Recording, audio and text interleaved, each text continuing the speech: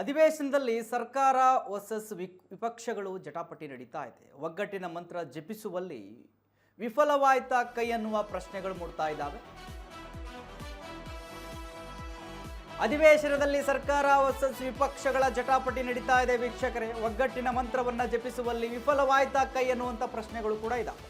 ಸದನದಲ್ಲಿ ಒಟ್ಟಿಗೆ ಹೋರಾಡುವ ಬಗ್ಗೆ ದ್ವಂದ್ವ ನಿಲುವು ಕಾಣು ಬರ್ತಾ ಇದೆ ನಮಗಿವಾಗ. ಸದನದಲ್ಲಿ ನಾಗೇಂದ್ರ ರಾಜೀನಾಮೆಗೆ ವಿಪಕ್ಷಗಳು ಪಟ್ಟನ್ನ ಹಿಡಿದಿದ್ದಾವೆ. ವಿಪಕ್ಷಗಳ ವಿರುದ್ಧ ಹೋರಾಟ ಮಾಡುವಲ್ಲಿ ಕೈ ವಿಫಲವಾಯ್ತಾ ಅನ್ನುವ ಪ್ರಶ್ನೆಗಳು ಕೂಡ ಇದ್ದಾವೆ. ಯಾಕಂತ ಹೇಳಿದ್ರೆ, ನಾನೊಂದು ತೀರಾ ನೀನೊಂದು ತೀರಾ ಅಂತ ಹೇಳಿ ಜೋಡೆತ್ತುಗಳು ದೂರ ದೂರ ಕೂತ್ಕೊಂಡಿದ್ದಾವೆ. ಸೈಲೆಂಟ್ ಆಗಿದ್ದಾರೆ ಸಿದ್ದರಾಮಯ್ಯನವರು. ಸದನದಲ್ಲಿ ಮಾಜಿ ಸಿಎಂ ಸಿದ್ದರಾಮಯ್ಯನವರು ಫುಲ್ ಸೈಲೆಂಟ್ ಆಗಿದ್ದಾರೆ. ಸಿದ್ದರಾಮಯ್ಯ ಆಪ್ತರು ಕೂಡ ಸದನದಲ್ಲಿ ಧ್ವನಿ ಎತ್ತುತ್ತಾ ಇಲ್ಲ. ಸಚಿವ ಸ್ಥಾನ ಸಿಗದ ಕೆಲವು ಶಾಸಕರು ಸದನಕ್ಕೆ ಗೈರಾಗಿದ್ದಾರೆ. ಒಟ್ಟಿಗೆ ಸದನದಲ್ಲಿ ವಿಪಕ್ಷಗಳನ್ನು ಎದುರಿಸುವಲ್ಲಿ ವಿಫಲವಾಗಿದ್ದಾರೆ. ಒಟ್ಟಿನಲ್ಲಿ ಆಡಳಿತ ಪಕ್ಷ ಇವಾಗ ಕೈ ನಾಯಕರು ವಿಫಲವಾಗಿದ್ದಾರೆ. ಗೊಂದಲ ಏನು ಕಾಣಿಸ್ತಾ ಇದೆ. ಗೊಂದಲದ ನಡುವೆಯೇ ವಿಪಕ್ಷಗಳ ವಿರುದ್ಧ ಡಿಕೆ ಟೀಮ್ ಹೋರಾಟ ಮಾಡ್ತಾ ಇದೆ. ಬಟ್ ಅದು ಎಷ್ಟರ ಮಟ್ಟಿಗೆ ಪ್ರತಿಫಲ ಸಿಗುತ್ತೆ ಆ ಹೋರಾಟಕ್ಕೆ ಅನ್ನೋದು ಕೂಡ ದೊಡ್ಡ ಪ್ರಶ್ನೆಗಳಿದ್ದಾವೆ. ಇವಾಗ ನೋಡಿ, ಸಿದ್ದರಾಮಯ್ಯನವರು ಕೂಡ ಸೈಲೆಂಟ್ ಆಗಿದ್ದಾರೆ ನಾಗೇಂದ್ರ ಅವರ ವಿಚಾರದಲ್ಲಿ. ಡಿ ಕೆ ಶಿವಕುಮಾರ್ ಅವರು ಮೀಟಿಂಗ್ ಮಾಡಿ ಎಲ್ಲರೂ ಒಗ್ಗಟ್ಟಿನಿಂದ ಇರಬೇಕು, ನಾಗೇಂದ್ರ ವಿಚಾರದಲ್ಲಿ ಒಗ್ಗಟ್ಟಿನಿಂದಲೇ ಮಾತಾಡಬೇಕು, ವಿರೋಧ ಪಕ್ಷದಗಳಿಗೆ ಯಾವುದೇ ಕಾರಣಕ್ಕೂ ಮಾತನಾಡೋದಕ್ಕೆ ಹಿಂದೆ ಸರಿಬಾರದು ಅಂತ ಹೇಳಿ ಮೊನ್ನೆ ಒಂದು ಸಭೆಯನ್ನು ನಡೆಸಿದ್ದಾರೆ ಎಲ್ಲ ಶಾಸಕರನ್ನು ಕೂರಿಸ್ಕೊಂಡು ಡಿ ಕೆ ಶಿವಕುಮಾರ್ ಅವರು. ಆದರೂ ಕೂಡ ಸಿದ್ದರಾಮಯ್ಯನವರ ಬಣದವರು ಏನಿದ್ದಾರೆ, ಅವರ ಆಪ್ತರು ಅಂತ ಗುರುತಿಸ್ಕೊಂಡವರು, ಬಣದವರು ಅಂತ ಹೇಳಿದ್ರೆ, ಅವರು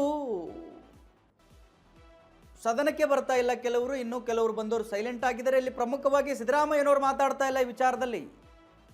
ಅವರು ಅಧಿಕಾರದಲ್ಲಿದ್ದಾಗ ಯಾವ ರೀತಿ ಮಾತಾಡ್ತಾ ಇದ್ರು ಅನ್ನೋದು ನಮ್ಮ ಎದುರುಗಡೆ ಸ್ಪಷ್ಟ ನಿದರ್ಶನಗಳಿದ್ದಾವೆ. ವಿಪಕ್ಷಗಳಿಗೆ ಮಾತಾಡೋದಕ್ಕೆ ಅವಕಾಶವೇ ಕೊಡ್ತಿರಲಿಲ್ಲ, ಆ ರೀತಿ ಮಾತನಾಡ್ತಾ ಇದ್ರು. ಬಟ್ ಇವಾಗ ಅವರ ಅಧಿಕಾರವನ್ನು ಕಳ್ಕೊಂಡ ಮೇಲೆ, ಸಚಿವ ಸಂಪುಟ ವಿಸ್ತರಣೆ ಆದ ಮೇಲೆ ಅವರಿಗೆ ಹೇಳಿರ್ತಕ್ಕಂಥವ್ರಿಗೆ ಖಾತೆಯನ್ನು ಕೊಟ್ಟಿಲ್ಲ ಅಥವಾ ಸಚಿವ ಸಂಪುಟದಲ್ಲಿ ಸೇರಿಸ್ಕೊಂಡಿಲ್ಲ, ಎಲ್ಲವೂ ಕೂಡ ಅಸಮಾಧಾನ ಸಿದ್ದರಾಮಯ್ಯನವರ ಮುಖದಲ್ಲಿ ಎದ್ದು ಕಾಣ್ತಾ ಇದ್ದಾವೆ. ಅದಕ್ಕೆ ಪೂರಕವಾಗಿ ಸದನದಲ್ಲೂ ಕೂಡ ಸೈಲೆಂಟ್ ಆಗೇ ಇದ್ದಾರೆ. ನಾಗೇಂದ್ರ ವಿಚಾರವಾಗಿ ಯಾರೂ ಕೂಡ ಮಾತನಾಡ್ತಾ ಇಲ್ಲ. ಈಗ ವಿಪಕ್ಷಗಳು ಪಟ್ಟು ಹಿಡಿದಿರ್ತಕ್ಕಂಥದ್ದು ನಾಗೇಂದ್ರ ಅವರ ರಾಜೀನಾಮೆ ಕೊಡಲೇಬೇಕು ಅಂತ ಹೇಳಿ. ಸೊ ಏನಾಗುತ್ತೆ ಅನ್ನೋದು ಕೂಡ ಕಾದು ನೋಡಬೇಕು. ಅಪ್ಡೇಟ್ ಕೊಡೋದಕ್ಕೆ ನಮ್ಮ ಪ್ರತಿನಿಧಿ ಜೋಯಲ್ ಅವರು ನನಗೆ ಫೋನ್ ಸಂಪರ್ಕದಲ್ಲಿ ಸಿಗ್ತಾ ಇದ್ದಾರೆ. ಜೋಯಲ್, ನೋಡಿ, ಇವಾಗ ನೋಡಿ, ರಾಜಕೀಯದಲ್ಲಿ ನಾಗೇಂದ್ರ ಅವರ ವಿಚಾರ ಯಾವ ರೀತಿ ಚರ್ಚೆ ಆಗ್ತಾ ಇದೆ ಅನ್ನೋಂತಂದರೆ, ಕಳೆದ ಒಂದು 10 ದಿನಗಳಿಂದ ಇದು ಜಾಸ್ತಿ ಕೇಳಿಬರ್ತಾ ಇದೆ. BJP ಪಟ್ಟನ್ನು ಹಿಡಿದು ಕೂತಿದೆ, ಯಾವುದೇ ಕಾರಣಕ್ಕೂ ಅವರ ರಾಜೀನಾಮೆ ಹೊರತಾಗಿ ಬೇರೆ ವಿಚಾರ ನಾವು ಚರ್ಚೆನೇ ಮಾಡೋದಿಲ್ಲ ಅಂತ ಹೇಳಿ. ಸೊ ಹೆಚ್ಚಿನ ಮಾಹಿತಿ ಕೊಡೋದಾದ್ರೆ ಏನಿದೆ ಜೋಯಲ್? ಮಹಾದೇವ್, ಈಗಾಗಲೇ ಏನು ಮುಂಗಾರು ಇರುವಂತದ್ದು ಇಲ್ಲಿ ಆಡಳಿತಪೂರ್ವಕವಾಗಿರುವಂತಹ ವಿರೋಧ ಪಕ್ಷವಾಗಿರುವಂತಹ ಬಿಜೆಪಿ ನಡುವೆ ಒಂದು ಸಮರ ಏರ್ಪಟ್ಟಿರುವಂತದ್ದು ನಾವು ಗಮನಿಸ್ತಾ ಇದೀವಿ. ಏನು ಈಗ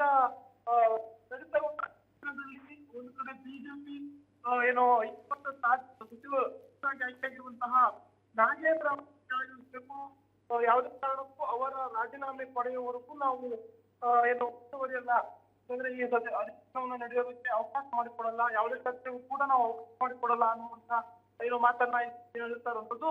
ಹಾಗಾಗಿ ಕಾಂಗ್ರೆಸ್ಗೆ ಒಗ್ಗಟ್ಟಿಂದ ಈ ಒಂದು ಏನು ಬಿಜೆಪಿಯಿಂದ ಏನು ಬೇಕಾಗಿದೆ. ಹೀಗಾಗಿ ಈ ಪ್ರಮುಖವಾಗಿರುವಂತಹ ನಾಗೇಂದ್ರ ಅವರ ರಾಜೀನಾಮೆ ಅದು ಯಾವುದೇ ವಿಚಾರ ಇರ್ಬೋದು, ಇಲ್ಲಿ ಕಾಂಗ್ರೆಸ್ ನಲ್ಲಿ ಒಗ್ಗಟ್ಟಿನ ಮಂತ್ರ ಮಾತ್ರ ಕಾಣಿಸ್ತಾ ಇಲ್ಲ. ಯಾಕೆಂದ್ರೆ ಈಗ ಸದ್ಯಕ್ಕೆ ಸಿದ್ದರಾಮಯ್ಯನವರು ಏನಿದ್ರೆ, ಇವರು ತಮಗೆ ಏನೋ ಮಾಜಿ ಸಿಎಂ ಆದ ಬಳಿಕ, ಅಂದ್ರೆ ಸಿಎಂ ಇದ್ದಾಗ ಅಥವಾ ಅವರು ವಿಪಕ್ಷ ನಾಯಕನಾಗಿದ್ದಾಗಲೂ ಕೂಡ ಅವರ ಆರ್ಭಟವನ್ನ ಸದನದ ಒಳಗೆ ಹೊರಗೆ ನಾವು ಗಮನಿಸ್ತಾ ಇದ್ವಿ. ಅದರಲ್ಲೂ ಕೂಡ ಸದನ ಅಂತ ಬಂತು ಅಂತಂದ್ರೆ ಅಲ್ಲಿ ಸಿದ್ದರಾಮಯ್ಯನವರ ಮಾತುಗಾರಿಕೆ ಏನಿದೆ ಅದು ಎಲ್ರಿಗೂ ಗೊತ್ತಿರುವಂತ ವಿಚಾರ. ಆದ್ರೆ ಸದ್ಯಕ್ಕೆ ಸಿದ್ದರಾಮಯ್ಯನವರು ಯಾವಾಗ ಮಾಜಿ ಸಿಎಂ ಆದ್ರು ಆಗಿಂದಲೂ ಕೂಡ, ಯಾವಾಗ ಸಿಎಂ ಸ್ಥಾನದಿಂದ ಕೆಳಗಿರುತ್ತೆ ಆಗಿಂದಲೂ ಕೂಡ ಸಿದ್ದರಾಮಯ್ಯನವರು ಬಹಳ ಸೈಲೆಂಟ್ ಆಗಿದ್ದಾರೆ. ಹೀಗಾಗಿ ಇದೆಲ್ಲ ಒಂದ್ ಕಡೆ ಕಾಂಗ್ರೆಸ್ಗೆ ದೊಡ್ಡ ಮಟ್ಟದ ಹಿನ್ನಡೆ ಆಗಿರುವಂತದ್ದು. ಸಿದ್ದರಾಮಯ್ಯ ಏನಾದ್ರು ಒಂದ್ ಕಡೆ ಏನು ಈ ಒಂದು ವಿರೋಧ ಪಕ್ಷವನ್ನ ಎತ್ತುವಂತ ನಿಟ್ಟಿನಲ್ಲಿ ಹೆಜ್ಜೆ ಆಗ್ತದೆ, ಆಗ ನಿಜಕ್ಕೂ ಕೂಡ ಇದು ಕಾಂಗ್ರೆಸ್ಗೆ ಬಹುತೇಕ ಸಹಾಯ ಆಗುತ್ತೆ. ಆದ್ರೆ ಇಲ್ಲಿ ಆಗ್ತಾ ಇಲ್ಲ. ಇನ್ನೊಂದು ವಿಚಾರ ಅಂತ, ಒಂದಷ್ಟು ಶಾಸಕರುಗಳು ಕೂಡ ಸದನಕ್ಕೆ ಆಗಮಿಸ್ತಾ ಇಲ್ಲ, ಮಾಜಿ ಸಚಿವರುಗಳಾಗಿದ್ದಂಥವ್ರು ಕೂಡ ಆಗ್ತಾ ಇಲ್ಲ. ಹೀಗಾಗಿ ಇದೆಲ್ಲ ಒಂದ್ ಕಡೆ ಕಾಂಗ್ರೆಸ್ಗೆ ದೊಡ್ಡ ಮಟ್ಟದ ಹಿನ್ನಡೆ ಆಗಿದೆ. ಓಕೆ ಜೋಯಲ್, ಥ್ಯಾಂಕ್ ಯು ನಿಮ್ಮೆಲ್ಲ ಮಾಹಿತಿಗಾಗಿ. ವೀಕ್ಷಕರೇ, ಇವಾಗ ಭಾರಿ ಚರ್ಚೆ ಇದೆ, ಏನಾಗುತ್ತೆ ಅನ್ನೋದು ಕೂಡ ಬಹಳ ಕುತೂಹಲ ಇದೆ. ರಾಜೀನಾಮೆಯನ್ನು ಪಡೆದುಕೊಳ್ತಾರಾ ಅಥವಾ ವಿಪಕ್ಷಗಳ ಏನು ಬೇಡಿಕೆಗಳಿದ್ದಾವೆ ಅದನ್ನು ಲೆಕ್ಕಿಸದೆ ಸರ್ಕಾರ ಮುಂದೆ ನುಗ್ಗುತ್ತಾ ಅನ್ನುವಂತಹ ಎಲ್ಲ ಒಂದು ಬಹಳ ಕುತೂಹಲ ಇದೆ. ಏನಾಗುತ್ತೆ ಅನ್ನೋದನ್ನು ಕಾದು ನೋಡಲೇಬೇಕು.